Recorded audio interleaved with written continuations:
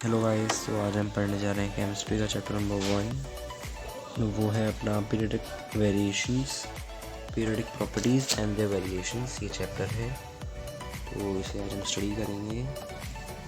तो chapter number 1, periodic properties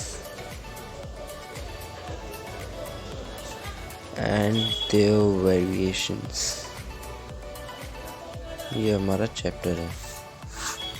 इसमें हमें मेनली क्या पढ़ना है, जैसे कि डॉबर्नियर ट्रेड। डॉबर्नियर ने अपने ट्राइड्स बनाए थे, तो उसके आधार पर हमें पढ़ना है उसके अकॉर्डिंगली। तो डॉबर्नियर ट्राइड्स का एक रूल था कि जो फर्स्ट एलिमेंट है उसके 3 एलिमेंट लेता था वो, फर्स्ट, सेकंड एंड थर्ड।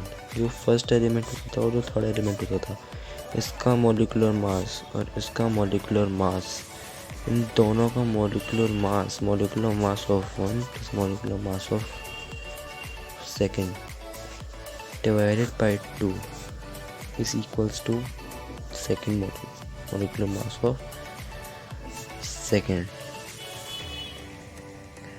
तो अकॉर्डिंगली हमने पढ़ा था ये, जैसे कि ये दे रखा है, इसमें मैंने आपको जूम करके दिखा रहा हूँ मैं आपको। ये दे रखा है molecular mass of 1 plus molecular mass of 3 is equals to molecular mass of second. तो हमें इसके आधार पर हमें पढ़ना है अकॉर्डिंगली। तो जैसे कि ये दे रखा है, और अब जैसे कि इसमें एग्जांपल्स हमारे पास हैं calcium, sorry we can take a easy one, chlorine, bromine and iodine.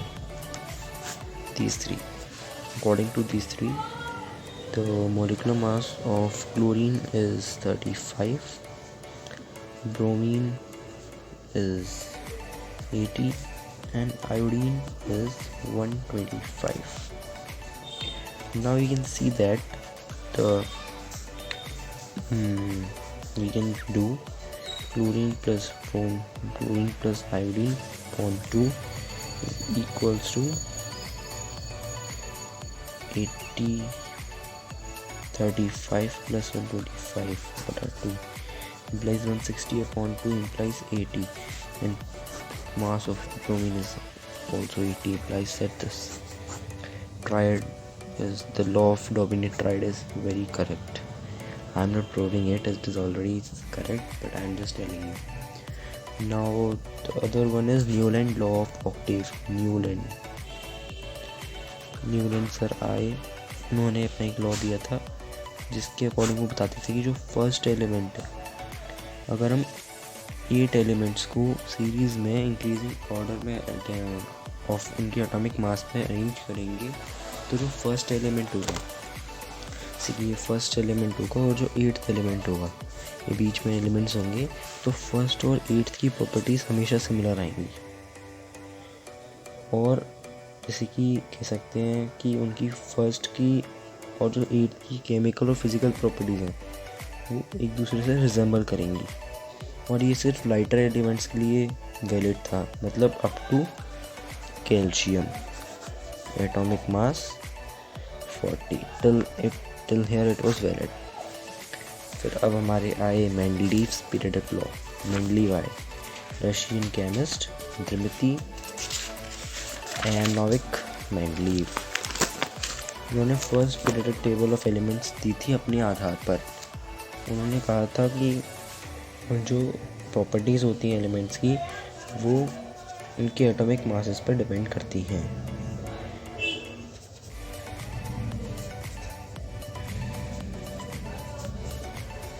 तो इनके अकॉर्डिंग जो हम पढ़ने जाएंगे, तो उन्होंने कहा था कि जो उन्होंने 63 एलिमेंट्स प्लेस करे थे उनके टाइम पे, 63 एलिमेंट्स उनके टाइम पर थी। ये इंपॉर्टेंट क्वेश्चन है, आ सकते हैं उनके टाइम पे कितने एलिमेंट्स थे। तो उन्होंने बताया था कि जो हॉरिजॉन्टल वर्टिकल होता है, जो वर्टिकल रोज होती हैं उन्हें ग्रुप्स कहा जाता है, वर्टिकल कॉलम्स को, और हॉरिजॉन्टल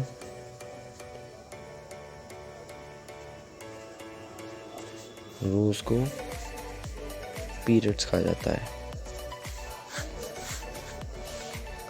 और अब तुम्हें पता ही है कि जो आज टाइम टुडेज पीरियोडिक टेबल में आज की periodic table consist of 7 groups and it is 18 groups and 7 periods, ये हमें पता ही है। और जैसे कि हम जानते हैं कि जो मेंडलीव थे उनका लॉ डिस्कार्डेड हो जाता था, उनका लॉ मतलब ख़त्म हो गया था। ये हमारी पीरियोडिक टेबल दे रखी है। अभी इसमें 118 एलिमेंट्स हैं और हमारे कोर्स में 1 to 20 only implies hydrogen to calcium only हमें पढ़ना है, इतना ही पढ़ना है, सिलेबस में इतना ही दे रखा है। तो जो हमारे नील बोर थे, नील बोर, उन्होंने एक्सटेंडेड फॉर्म दिया था। और जो हेनरी मूसले थे उनका लॉ चलता है, उन्होंने कहा था कि atomic number resembles the property of elements. ये मैंने सिंपली बताया, पर डेफिनेशन है द फिजिकल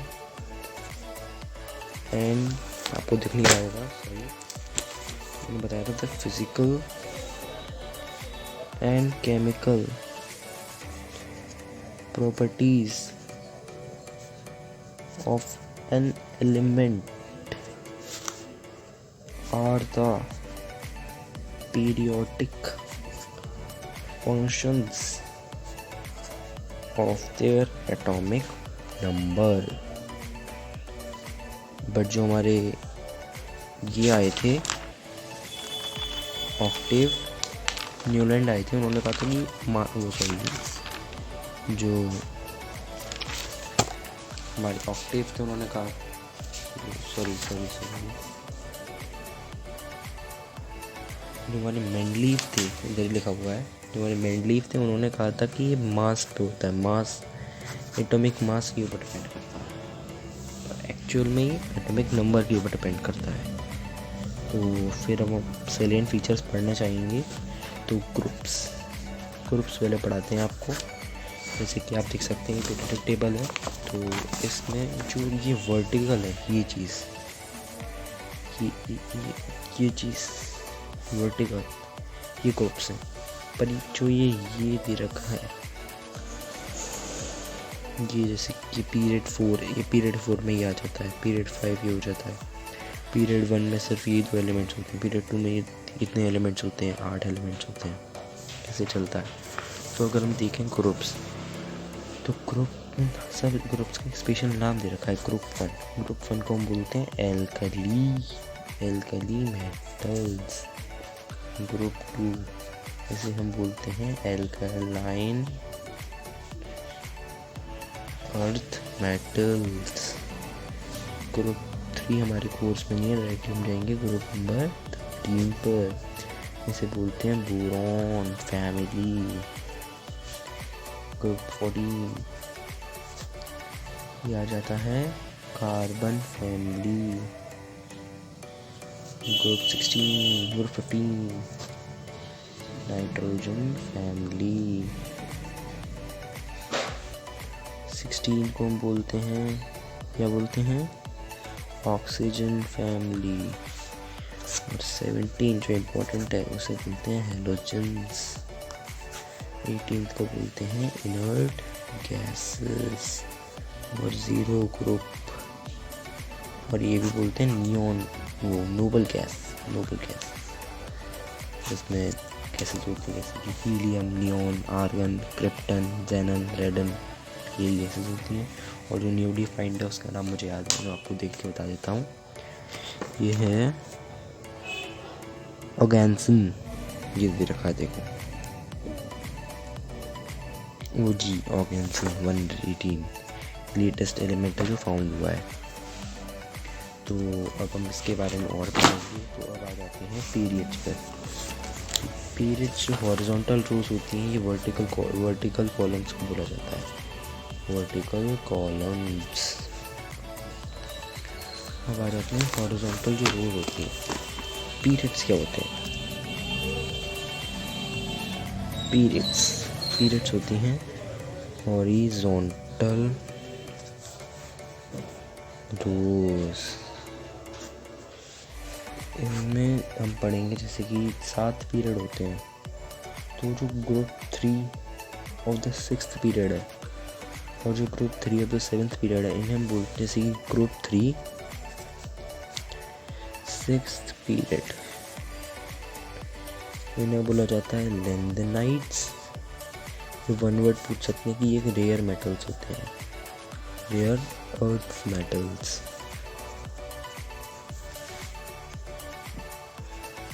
ग्रुप 3 7th, इन्हें बोलते हैं एक्टिनाइट्स। ये होते हैं रेडियो एक्टिव, जैसे कि बहुत होते हैं, जैसे कि बता देता हूँ। एक्टिनाइट्स में यूरेनियम में सोच रहा था कि फिजिक्स में हम पढ़ते हैं कि uranium is the most radio active metal. Radio activity में हमने पढ़ाई है फिजिक्स की। और जो नंबर ऑफ शेल्स होते हैं एटम में, number of shells is equals to period number. और ऐसे ही ग्रुप में जो वैलेंस इलेक्ट्रॉन होता है वो 2 तक जो होता है ना, अप टू 2, वो तो ग्रुप बताता है। और 2 से ऊपर जैसे कि हम 3 जाते हैं तो हमारे 3 तो है 13 से हैं फिर। तो 13 से लेके 18 तक उनमें वैलेंस इलेक्ट्रॉन 3 से और 2 8 होते हैं। तो उनमें हम +10 करके उसके ग्रुप बता देते हैं। जैसे कि फॉर एग्जांपल हम लेते हैं एल्यूमिनियम, इसकी वो इलेक्ट्रॉनिक कॉन्फ़िगरेशन होती है 283। तो ये ग्रुप हो गया इसका 13th ग्रुप। तो इस हिसाब से हम बताते हैं। जैसे कि 13th ग्रुप में एल्यूमिनियम आएगा, दिखाता हूँ मैं आपको। 13th ग्रुप एल्यूमिनियम ही मैं आपको बताना चाह रहा था। जैसे कि अब हम जानते हैं और अब हम पढ़ेंगे आगे पीरियोडिसिटी। ये इम्पोर्टेंट टॉपिक है। पीरियोडिसिटी क्या होती है? पीरियोडिसिटी होती है the recurrence of similar electronic configuration. मतलब जो इलेक्ट्रॉनिक कॉन्फ़िगरेशन होती है सिमिलर होती है, तो इसीलिए पीरियोडिसिटी अकर होती है। तो पीरियोडिसिटी का कॉज क्या है? सिमिलर इलेक्ट्रॉनिक कॉन्फ़िगरेशन, मैंने लिख दिया है। सिमिलर इलेक्ट्रॉनिक कॉन्फ़िगरेशन इसका कॉज होता है। और ये पीरियोडिसिटी डिफाइन होती है the regular graduation and repetition of properties of the elements at regular intervals is known of elements is known as periodicity. Shells, orbits and valency. Number of shells down a group, the number of shells successively increases. तो लिखने पे रखा है कि the number of shells increases successively down the group. नीचे जाओगे तो number of shells बढ़ेंगे. Across a period, number of shells remains same. Valency down a group, moving down a group, the number of electrons in the outermost shell remains the same. तो valency same रहती है. The valency increases from left to right in a period up to 4 and then decreases up to 1. Implies that first increases then decreases. और अब जैसे कि ये chapter हमारी unit हो गई है, तो अगली यूनिट हम नेक्स्ट वीडियो में पढ़ेंगे। Thank you guys for watching this video. If you are new then please subscribe this channel. अब वीडियो अच्छी लगी हो तो वीडियो को लाइक कर दीजिएगा और चैनल अच्छा लगा हो चैनल को सब्सक्राइब कर दीजिएगा। Thank you guys.